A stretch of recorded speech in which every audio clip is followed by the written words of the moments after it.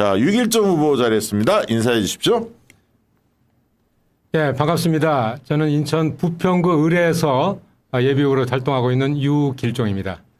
예, 홍영표 의원하고 대결하고 있습니다. 네, 예. 그 지역은 또 치열하게 3파전 있죠? 이동주 의원도 있고. 뭐 치열하게 3파전보다는 치열하게 2.5파전에 가깝다고 봅니다. 이제 이동주 의원이 좀 뒤늦게 합류를 했고 한동안 이제 그 병역 기피 문제로 좀그 자격 심사에 좀 논란이 됐고 이래서 지역적으로 조금 약간 지역 기반도 그렇고 그래서 아마 홍 의원과 아마 저가 아마 대우자동차 출신들이 아마 네. 대결을 본격적으로 하게 되지 않을까 그러니까 싶습니다. 둘 다 대우자동차 노조 위원장들. 위원장은 저는 위원장이고 예. 홍영표 의원은 위원장은 아닙니다. 잘못 알려져 있어요. 잘못 알려졌군요. 노조에 아마 뭐 협상 대표로 이렇게 아마 집회하면서 그렇게 나서서 했는데 예. 노조 간부를 한 적도 없고 네. 뭐 이 위원장이 한 것은 전혀 없습니다. 잘못 알려져 있습니다. 지역에서 그러면 반 홍은표 그 정서를 가진 분들이 예. 6.1정 후보 쪽으로 좀 모아지고 있습니까? 예, 그렇습니다. 뭐 확연하게 그런 걸 느끼고 있죠. 특히 이제 대우자동차 직원들의 같은 경우 이제 저를 지지하는 분위기가 굉장히 강하게 감지되고 있고요. 특히 이번에 새로 선출된 노동조합 집행부가 그동안 이제 홍영표 의원이 자기는 대우자동차 용접공 출신이다 이런 걸 계속 강조하면서 국회의원 됐고 계속 강조했거든요. 네. 성명을 내기를 홍영표 의원은 대우자동차 용접공 파리 그만해라 이런 성명서를 냈어요. 아, 노조에서? 노조에서요. 공식적으로 오. 노조위원장이. 예. 그래서 이제 대우자동차의 민심은 뭐 확연히 위반된 상태고요. 지역민들도 홍영표 의원이 너무 오랫동안 이제 했고 하기 때문에 제발 좀 바꿔주라 이런 얘기를 저를 만나면 손을 꼭 잡고 당부를 하십니다. 네. 네. 지금 하단에 구독자 50만까지 640명 있는데 광진과 그다음에 부평과 안산에서 얼마나 그 아시는 분들이 구독을 누르지 않고 방송을 시청하신 분들 구독을 좀 눌러주시기 예. 바라고요. 개인적으로 어떤 이슈가 관심을 좀 저는 신년 되면서 그 우리 이재명 대표님 그 암살 미수 테러 사건이 벌어졌을 때 그 네. 사건을 어떻게 처리하는 걸 개인적으로 굉장히 관심을 가지고 지켜봤어요. 네. 사건 나자마자 제가 1월 3일 날 그 병원 응급실에 제가 가서 상황을 좀 지켜보고 유튜버들하고 인터뷰를 쭉 하는 과정에서 좀 이상하다. 초기 사건이 일어나기 명백한 팩트들이 명백한데 네. 팩트를 지금 수사기관에서 발표하지 않고 이렇게 자꾸 뭉개는 걸로 봐서는 아마 이태원 사건이 제가 오버랩이 됐어요. 이태원 사건도 초기에 사실 다 감추고 나서 사건을 이제 뒤집어 버렸잖아요. 그렇죠. 예. 바이든 뭐 날리면도 그렇고요. 그래서 팩트를 계속 감추는 것은 사건을 이렇게 왜곡시키려고 한다라는 느낌이 들어서 유튜버들한테 유심히 제가 이걸 봐야 된다라고 얘기를 했던 방송이 기억나는데요. 네. 지금 상황 처리가 좀 그렇게 가고 있었죠. 네. 완전히 그렇게 바꿨죠. 어떻게 평가하세요, 한동훈? 그 한동훈 비대위원장을 보면 장관할 때부터 저는 한없이 가벼운 깃털 뭐 이런 느낌에 가까워요. 굉장히 가볍다 이런 느낌이 들고 뭐 강남에서 버릇없이 공부 좀 잘한다고 버릇없이 키워준 오! 젊었던 철부지 아이들 뭐 이런 느낌입니다. 느낌이 좋다. 예, 예. 뷰가 좋네. 정확하게 네. 그런 느낌입니다. 아, 그렇군요. 자, 6.1정 후보님은 어떤 사진 가져오셨습니까? 오, 강렬한데 저거? 예. 제 뭐 일반적으로 활동하는 전철역에서 활동하는 모습이나 사람들을 만나는 모습 사진이 많이 있었고 그걸 올릴까도 생각했습니다만 제 의지를 정확하게 딱 밝히는 것이 좋겠다 싶어서 저 사진을 올렸습니다. 네, 그렇군요. 예. 부평의 혁신을 통해서 새로운 부평의 봄을 열겠다는 의지이고요. 한겨울 바깥으로 괴련하게 나아가는 모습입니다. 제가 이제 1980년 5월에 서울의 봄에 서울역에서 청와대로 진군할 때 제가 앞서서 나갔던 서울역의 주역이거든요. 그렇죠. 예, 지도부가 다 도망갔는데 제가 시위대를 이끌고 청와대 앞으로 졸격했던 제 선두에 섰던 사람입니다. 그러니까 서울의 봄 당시가 1980년도였는데 그때 학생운동, 노동운동 세력 중에서 특히 이제 학생운동이 전면에 섰는데 그 중에 한 분이 한신대에서 가장 열심히 싸웠던 분이 바로 6.1정 예, 그렇습니다. 후보님이시라는 함께 거죠. 나갔던 그 제 친구 같이 였던 유동훈 의원은 그 서울역에서 그렇게 되고 나서 광주에 내려가서 광주 도청이 진압 때 마지막에 유서를 써놓고 들어가서 총상을 입고 사망한 16명 중에 한 명입니다. 친구가요? 예, 친구예요. 같이 서울역에서 같이 나갔던 제가 가장 가까운 친구인데 예. 그 친구가 그 가고 유서 내용이 그랬어요. 나는 병든 역사를 위해서 먼저 갑니다라는 유서를 써놓고 도청에 장렬하게 죽으러 들어갔어요. 그 무덤에 가서 제가 맹세를 했죠. 네가 병든 역사를 위해서 못다하고 간 과제를 내가 평생 하마라고 생각하고 저는 목사의 길을 포기하고 노동 현장에 들어가서 33년간 노동운동을 했고요. 노동운동의 그 취지를 가지고 이 역사를 바꾸기 위해서 내가 정치에 진출해서 그 역사를 확장하겠다라는 문제가 나왔습니다. 그래서 80년 5월에 봄 다 못 핀 것 2024년 부평의 봄을 통해서 대한민국의 새로운 봄을 열겠다는 각오를 저 사진에다 담았습니다. 아, 좋습니다. 다음 사진 뭡니까? 이건 뭡니까? 예, 같은 맥락입니다. 6.1정이 부평을 구한다라고 들고 있고 쓰고 있고 제가 옷을 입고 비자를 쓰고 있는데요. 예, 새로운 기득권 정치, 이 기득권 정치를 청소하고 새로운 정치 개혁을 이루겠다라는 열망을 가지고 있습니다. 제가 정치에 진입한 이후로 핵심 슬로건이 정치 개혁이라는 화두를 계속 좀 놓지 않고 있는데요.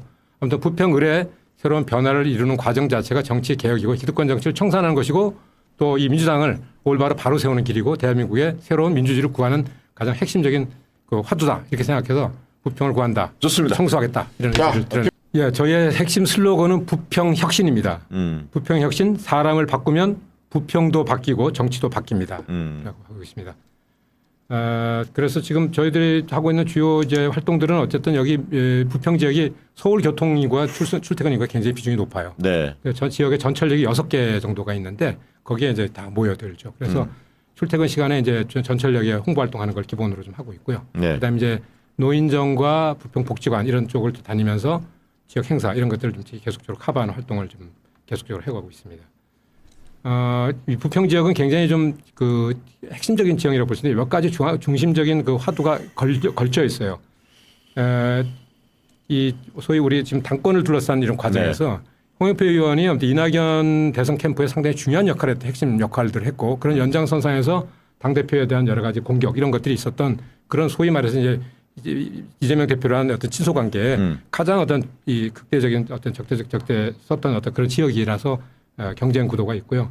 그 다음에 저는 어쨌든 뭐 노동운동도 했습니다만 제가 이 활동하게 된 가장 기본 정신이 아무튼 장준하 선생이라든가 함석권 선생 이런 분들하고 활동 때문에 제가 이제 활동하게 됐는데 민족 정기 문제에 대해서 굉장히 저는 깊은 관심을 가지고 있습니다. 그런데 홍영표 의원이 가지고 있는 이제 조부의 문제, 그 친일 논란 문제들의 정점에 서 있습니다. 그런 대결의 구도가 또 있고요. 친일 문제가 있었죠, 과거에. 그런 문제가 핵심적이었는데 사실은 선거에서 제대로 반영되지 않았고 이슈를 비켜갔습니다. 그런데 이번에 이제 홍영표 의원이 다시 당선이 되게 되면 5번째 당선이 되게 되는데 국회의장을 노리고 있어요. 그건 굉장히 좀 말이 안 되는 일이라고 보는데요. 지금 윤석열 친일 정권 때문에 지금 친일 문제가 굉장히 심각한 문제가 되는데 국회의장을 다시 또 그런 혈통을 가진 스토리를 가진 분들이 국회의장의 제2 권력을 가져간다. 이건 뭐 대한민국의 비극이라고 생각되거든요. 절대로 용인될 수 없는 일이라고 생각됩니다. 네, 알겠습니다. 홍영표 의원보다 의리가 높다. 저는 의리남이다. 홍영표 의원은 여러 가지 지역과 당원, 당대표, 그다음 GM 배신 행위를 많이 했습니다. 신의를 저버렸거든요. 저는 의리를 지키고 평생 홍영표 의원보다 GM 노동자들 그리고 당에 그리고 여러 정치 개혁에 계속 깊은 의리를 지키면서 살아왔다는 점이 가장 큰 장점이라고 생각합니다. 부가적으로 홍영표보다 제가 조금 더 잘생겼고요. 야 오늘 잘생겼다는 사람 2명이나 나왔네. 예. 유길정 후보님은 좋아하는 지지자들이 왜 좋아한다고 생각하십니까? 제가 살아온 삶의 과정에 대해서 이해하고 있는 분들이 이제 GM 노동자들 같은 경우 15,000명 정도의 우리 직원들이 있는데 GM 노동자들이 제가 33년간 살아왔던 길을 잘 알아요. 그래서 제가 이제 민주주의자이고 그다음에 사람들과 공감하고 소통하고 사람들의 바람을 받아서 그걸 실현해서 구해낸 능력을 가지고 있고 돌파력을 가지고 있다는 걸 잘 알고 있어요. 네. 그래서 80년대 민주노동운동 시대를 제가 직접 투표지를 만들어서 관철해가지고 파업을 통해서 관철해서 민노 시대를 연 사람이고요. 민주노동 시대. 민주노조 운동의 시대를 제가 촉발해서 열어낸 사람입니다. 민주노조 운동. 직선제를 만들어서. 네. 그리고 이제 좀 해고도 되고 거기서 투옥도 되고 막 이렇게 됐는데 어쨌든 그 이후에 사무직의 권리를 개선하고 싶다라고 해서 노조를 만들고 싶었는데 그걸 하지를 못했어요. 제가 그걸 십자가를 앞에 쳤죠. 그래서 10년간 제가 싸우면서 노조를 만들고 지켜내고 해가지고 현장 노조와 대등하게 통합을 시켜냈습니다. 이건 대한민국의 유일한 사례예요. 그러니까 생산인 노조와 사무직 노조를 통합시켰다는 거죠. 사무직은 이제 옛날에 구사제 역할을 했었어요. 그렇죠. 사무직은 굉장히 저를 잡아서 막 밖으로 납치하고 이랬던 사람들이 사무직 노동자인데 그 노동자들도 계속 당하다 보니까 우리도 노조가 필요하다. 그래서 제가 거기 가서 이제 그거를 받아 안아서 십자가를 쳤죠. 회사가 엄청난 탄압을 했고 저 또 해고되고 뭐 여러 가지 했습니다만 그걸 지켜내면서 10년간 제가 십자가를 지고 끝까지 버텨냈더니 이제 노조도 사무직 인정을 하고 현장도 그 투쟁을 인정해서 노조가 도등하게 이제 통합이 돼서 지금 통합 노조가 됐습니다. 통합 노조가. 통합 노조의 지도위원도 하고 이렇게 돼서 그 33년간 살아왔던 그 과정들을 지역에 있는 노동자들이나 이런 분들이 너무 잘 알기 때문에 어쨌든 그런 열정을 가지고 확실하게 정책 변화도 일궈낼 것이다. 어떤 장애물이 오더라도 어떤 탄압이 오더라도 돌파해내는 걸 6.1종을 알기 때문에 이 정치권에서도 그런 변화가 가능하다는 확실한 신뢰를 지금 지역에서는 가지고 있습니다. 유길정 의원님 오늘 힘이 있네 목소리에. 네. 그리고 이 스피드가 좀 있습니다. 그렇습니다. 박수를 좀 받을 것 같은데요. 오늘 보니까 국회 입성하면 어떤 일 하고 싶습니까? 예, 국회 입성하면 일단 중앙정치 차원에서는 어쨌든 이 윤석열 정권에 대한 심판 문제가 총선 이후에 바로 대두될 것 같습니다. 이 정권 심판에 나서야 되고 민주주의를 회복하고 정치를 어떻게 개혁할 것이냐 하는 문제에 대해서 저는 앞장서서 하려고 생각합니다. 그런 과정이 계속 천착해 왔고요. 무엇보다 아무튼 이재명 대표가 가지고 있는 살아온 서사나 이런 과정을 돌이켜 보면 제가 살아온 게가 너무나도 유사합니다. 그래서 이재명 대표님과 함께 어쨌든 새로운 대동세상, 새로운 민주공화국을 만드는 과정에 제가 전적으로 함께 협력해서 함께 나아가려고 생각합니다. 지역적으로는 지금 지역 부평을의 지역 핵심 화두는 GM을 어떻게 할 거냐 하는 문제 하나하고 지역을 어떻게 개발할 거냐 문제로 둘로 나뉘는데요. 네. GM과 관련해서는 지금 여러 가지 어려운 지금 상황에 처해 있지만 제가 그동안 오랫동안 활동했던 경험들을 살려서 자동차 산업에 특화된 반도체 하이테크 산업을 유치할 생각을 좀 하고 있습니다. 그런 과정을 통해서 사실은 이제 이 자동차 부평을 하이테크 산업으로 전환하는 과정이 되어야지만 경제 활력이 생길 수 있고 그다음에 GM 글로벌 자본을 유치시킬 수 있는 이런 활로가 열리거든요. 네. 이런 과정에 대한 구체적인 세부적 안을 가지고 제가 GM을 새롭게 살려내는 새롭게 확산하는 이런 과정들을 제가 주도하려고 생각하고 있습니다. 두 번째 이제 지역 개발과 관련해서는 지역에 여러 가지 재개발 문제가 현안으로 많이 걸려 있어요. 북해동, 청천동 쪽으로 해서 금호타운에 뭐 2,539세대, 그다음에 북해 3단지 2,000세대, 쌍용 2,500세대 뭐 등등등 해서 상당히 많은 부분이 이제 재개발 관련이 걸려 있는데 네. 리모델링 하려고 하는데 요새 리모델링은 공사비가 상승해 가지고 수익이 전혀 나지 않고 어렵습니다. 그래서 재개발을 해야 되는 재개발이 그동안 고도 제한에 걸려 있었어요. 대우자동차가 이제 군납을 한다는 이유로 부평 지역이 고도 제한에 군사적으로 걸려 있었는데 사실은 제조차가 지금 군납하는 게 별로 없거든요. 한국GM이. 그래서 이 문제를 제가 관심을 가지고 풀어서 네. 아무튼 이 부평 지역에 어떤 골든 어떤 재건축 작업이 진행되도록 하고 신속한 통합계획, 신통계획이라고 얘기하는데 신속 통합계획 박원순 때 했었어요. 그런 과정을 통해서 신속하게 재개발로 고도 제한을 풀어가면서 풀어가는 이런 과정들을 제가 활로를 열겠다 이렇게 말씀드리고 가장 지금 최근에 뜨거운 이슈는 삼산동 북해동 지역에 GTX-B가 통과하면서 특과 변전 시설을 거기다 공원에서 놓으려고 해요. 그런데 주변에 학교들이 많습니다. 지역 주민들이 가까이 살고 그래서 이 문제에 대해서 아주 관심들이 높은데요. 이 문제는 주민들과 함께 숙고 민주주의를 통해서 충분한 논의 과정을 통해서 문제가 발생하지 않도록 하는 과정을 만들어서 진행되도록 제가 적극적으로 관여하겠다는 말씀을 드리고 싶습니다. 공론화 과정을 거치겠다는 얘기예요. 가장 어려운 점이 뭡니까? 신인으로서. 제가 정치하는 이유와도 맞닿아 있는데요. 지역 내에 다선 의원이 되면 지역 정치 카르텔을 형성합니다. 강관 지배권을 행사하면서 신인들이 도전 못하게 막고 있는 여러 가지 장벽이 너무너무 많아요. 그런 것 중에 하나가 이제 예를 들면 공천권이나 이런 걸 가지고서 이제 시구위원들을 압박하죠. 여러 가지 음으로 양으로 이제 도와주는 분들이 있습니다만 나서지를 못해요. 나서면 이제 아웃된다 이런 얘기를 그렇죠. 하고. 대놓고 지금 홍영표 의원 지역 같은 데서는 줄 세우기 한다는 거죠. 줄 세우기도 하고요. 그다음에 뭐 일부러 소문을 내는 건지 뭔데 홍영표는 뒤끝이 장렬이야. 너 잘못 가면 죽어. 이런 얘기를 공고연하게 합니다.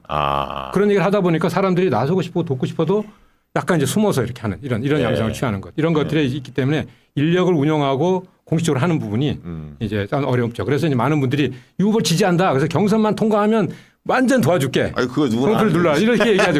아니 그건 누가 얘기 못해. 그런데 이제 그게 현실이라는 겁니다. 그런 정도로 이게 기성의 정치권의 이 정치 카르텔의 어떤 지배력이라는 것들을 이런 거를 사실은 이게 기득권 정치죠. 우리 시청자들이 많이 아셔야 돼. 그러니까 현역들에 비해서 신인들이 얼마나 불편한지, 이제 불리함에 놓여 있는지 지금 말한 대로 홍보 활동의 제약, 뭐 예를 들면 당원 DB가 없는 그렇죠. 거 지금 말한 대로 줄 세우기 하니까 거기서 대의원들이나 뭐 이렇게 좀 그래도 지역에서 열심히 활동하는 사람이 돕고 싶어도 눈치를 보고 현역 의원 눈치를 보고 못 돕는 이런 게 지금 어렵다는 거잖아요. 지금 1.1 후보는 경선 필승 전략이 뭡니까?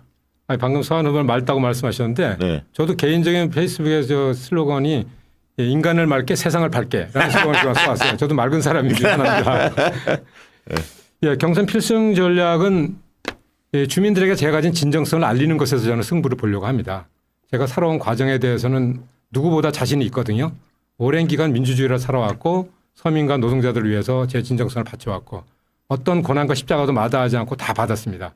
그래서 부평 40년 그다음에 한국GM 33년 일관된 의지를 가지고 변하지 않고 제가 살아왔던 그 길을 사람들에게 얼마만큼 진정성 있게 알리느냐에 승부가 달려있다고 보고요. 그 과정이 지금 굉장히 진정성 있게 많이 다가가서 제가 상당 부분 지금 분위기가 좋습니다. 가는 대로 아무튼 꼭 반드시 아무튼 홍영표 의원을 꺾어달라는 당부를 하는 분들이 손을 잡고 신신당부를 하셔요. 그동안 부평에는 홍영표 의원만 있는 줄 알았다고 합니다. 여기는 결선 투표가 꼭 필요할 것 같아요. 그래서 제가 플랜카드 걸었을 때 너무나도 감격했대요. 여기 부평에도 새로 나올 다른 대안이 있구나라는 사실에 감동했다고 하면서 감동의 전화를 저한테 보내주셔요. 반드시 꼭 이어달라고 하는 분들이 계속 많이 오시기 때문에 네. 지금 현재 이제 그런 것들이 쌓이고 쌓여서 굉장히 아무튼 좋은 결과의 느낌들을 지금 실제로 확인하고 알겠습니다. 있습니다. 예. 세 분 응원하는 댓글 중에 대표적인 거 하나씩 소개해 올리도록 하겠습니다. 와, 목소리에서 전투력이 느껴집니다. 6.1종 최고, 홍영표는 나가라! 이런 댓글 주셨고요. 부평 구민 여러분 그리고 박시영 TV의 전국 시청자 여러분 반갑습니다. 저는 지금 부평을에서 지금 현역 의원 1명과 비례의원 1명, 2명의 의원과 지금 상대하고 있습니다. 지금 현역 의원들이 그동안 21대 잘해왔다면 우리가 이런 어려운 상황을 맞이하지 않았겠죠. 현역 의원들에게 여러 가지 그런 책임감이 필요하다고 생각됩니다. 저는 어떤 지역 구민들에게 이렇게 말씀드리고 싶어요. 중진들이 하면 뭐 좀 잘할 것 같다라는 기대 이런 것들을 우리가 그동안 많이 가졌는데 그렇지 않습니다. 지금 부평은 변화가 필요한 시기거든요. 바꿔야 된다. 바꿔야지만 부평이 살고 GM도 살고 이 나라 정치도 살고 나라가 삽니다. 그런 변화의 불꽃을 부평 주민 여러분들이 전국에 있는 부평을 아는 많은 분들이 지인들을 찾게 해주셔서 꼭 변화가 일어날 수 있도록 도와주시기 바랍니다. 저는 어쨌든 큰 자리 높은 자리 가지 않았습니다. 서민들과 함께 바닥에서 함께 열심히 살아왔던 그 정신으로 이 세상을 변화시키고자 합니다. 이런 게 이재명 정신 아닙니까? 그런 과정을 통해서 부평의 새로운 혁신을 이루고자 하니까 부평 혁신의 길에 부평 주민 여러분, 당원 여러분들이 나서주셔서 저 6.1종을 국회로 나갈 수 있게 도와주신다면 제가 이런 확실한 변화 그리고 새로운 세상을 여는데 일조하겠습니다. 여러분 꼭 도와주십시오. 감사합니다. 후원에 뭐 오늘 뭐 만들었습니까 지금? 예. 고 선생 저 슈퍼챗 쏘세요. 안 쏴요. 6.1종과 부평 혁신이라는 유튜브 TV를 만들었거든요. 예. 6.1종과 부평 혁신 좀 검색하셔서 많이 구독해 주십시오. 아니, 오늘 방송은 이것으로 마치도록 하겠습니다. 고맙습니다. 감사합니다. 고맙습니다. 열심히 하겠습니다. 감사합니다.